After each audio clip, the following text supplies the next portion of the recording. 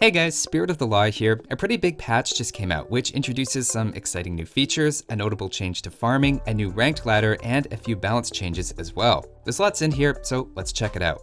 First of all, I assume it's something to do with the Dawn of the Dukes DLC coming out in August. For a limited time, everyone gets to play the last DLC Civilizations, Sicilians and Burgundians, for free. If you've been on the fence about getting the Lords of the West DLC that came out last January, you can try out the most recent Civilizations until July 20th. The next big change is they've added co-op battles, so you can play campaign missions with a friend. I don't take any credit for inspiring it, but obviously I think this is a good idea as I've dabbled in creating multiplayer campaign missions in the past. I think it's a great way to combine nostalgia with the fun that comes from playing with someone else. At the moment, there's just 5 missions, but the devs are looking for feedback and they plan to have 33 down the road, including the Saladin and Attila the Hun campaigns in full. You can find it in the main lobby and invite a friend as you normally would, or you could wait for someone else to join as it shows up in the unranked lobby. If you don't want random people joining, you can go to the lobby settings and make it private, so people can only join with an invitation. Moving on, another big change is there's now a ranked Empire Wars ladder, and Deathmatch has been moved to unranked. At the same time, they suggested that ranked deathmatch will continue in the form of a custom lobby solution in a future update. I've always liked the concept of Empire Wars, and while I don't think it'll ever be the most popular version of the game, it's a nice way to sidestep the Dark Age and jump into the action immediately. An even bigger change, in my opinion, is that Capture Age is now built into the game. Of course, all replays from previous patches are broken with each new update, so you probably won't have a recording to use it on just yet, but it's an incredibly powerful tool that I recommend everyone check out. I recently did a tutorial on it and all the useful features that it has, so I'm really happy about this. It's completely free, and while you might think this is just for casters, it's also something that you can use for your own games. You can also now spectate games, both with and without Capture Age, so if you like the classic version, you still have access to that. But now let's take a look at some fixes, and there are quite a few good ones, including fixing the long load time if you have a lot of mods. It's kind of worded like this was your own fault for having so many mods, but in reality, the issue was that with every official patch, it would re-download every event mod you'd ever unlocked, even if you'd unsubscribed to it before, and all of them would add to the game's start time. If you've ever wondered why the game was so slow to launch, that was a big part of it, and I've noticed already it's quite a bit faster. There's also little fixes like no more flickering in recorded games and invisible farms, which is nice as well. In fact, I won't go into too much detail, but there's a ton of small crash-related and performance fixes that are going to be going on in the background. One interesting change is they've added a sound when someone gets First Crusade, Flemish Revolution, Cuman Mercenaries, or Atheism. I think that's a good change, as it was pretty easy to miss some of those notifications.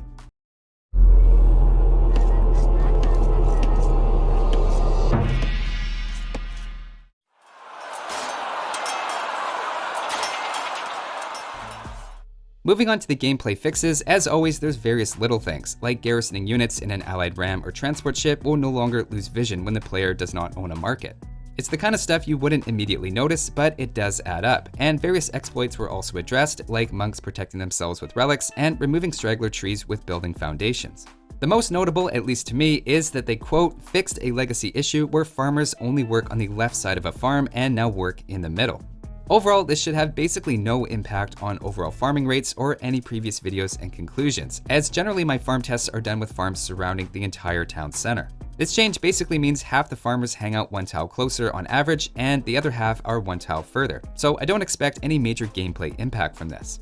That said, the trick of getting a fraction of a percentage more food out of farms placed on the right side of town centers and mills won't work anymore, and villagers on the left side are slightly safer from being picked off by scouts, as previously they were especially far away. I actually have mixed feelings about this change. Obviously, this is right up my alley and simplifies certain tests going forward, but it's also the kind of thing that people like me find interesting about the game. In a video I made on this particular quirk, the reaction wasn't outrage that it needed to be fixed or that it reflects poorly on the game, but instead it's something people are excited to learn about. It's similar to the bonus damage that buildings take on cracked terrain. The game doesn't explicitly tell you that, it's something you figure out through word of mouth or YouTube videos, and feels like it adds a bit of depth to the game by generating interesting trivia.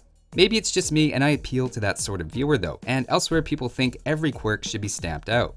On the other hand, maybe the devs just want to keep giving me content for farming videos. Who knows? That said, if they're going after legacy polishing issues now, I would suggest focusing more on making sure unit attack animations and damage are in sync before going after obscure trivia. But now let's move on and take a look at unit and civilization balance.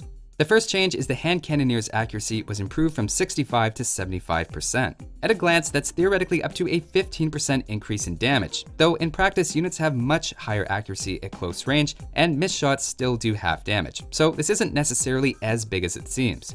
It's also going to lead to a bit more overkill with targeted units, so there is a bit of a trade-off.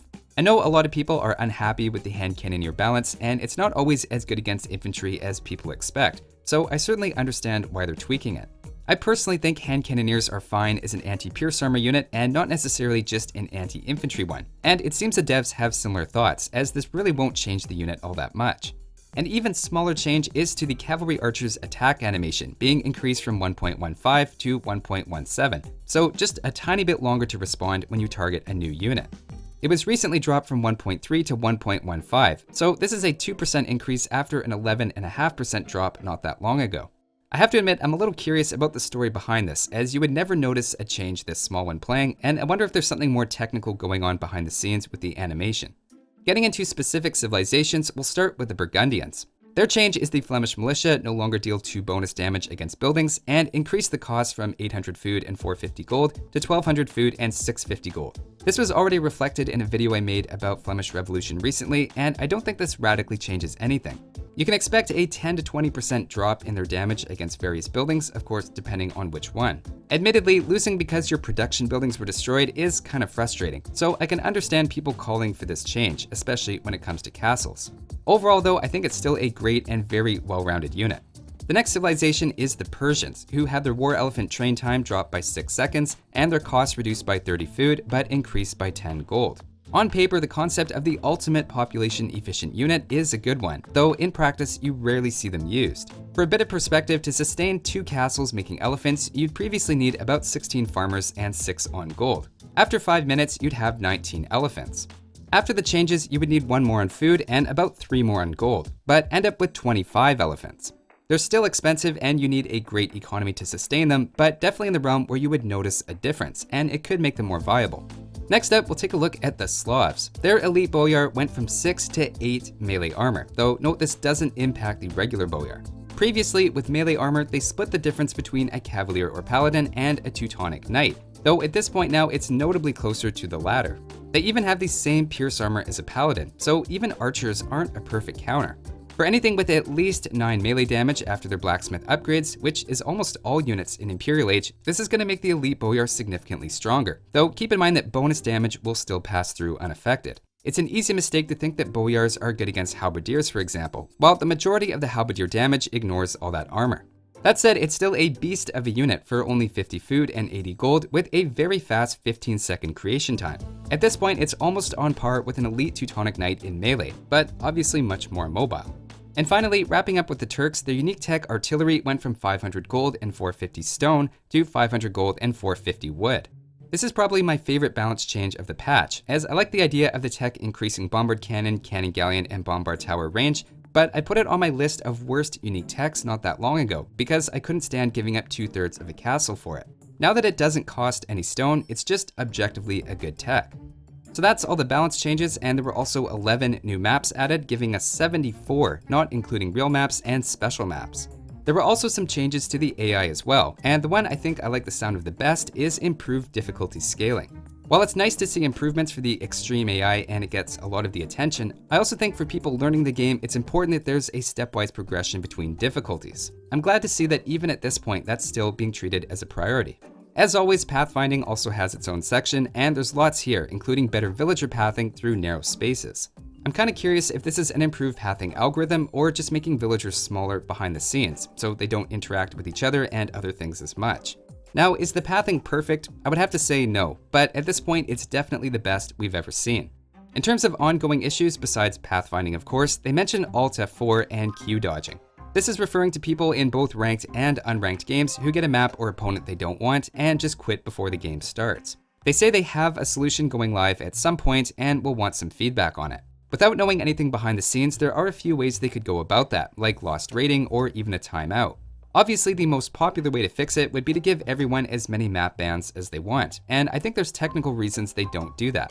For example, you have 3 bans in a 1 vs 1 random map, and there are 7 maps. So once they match you with someone else, even if you banned completely different maps, there'll be at least 1 still available.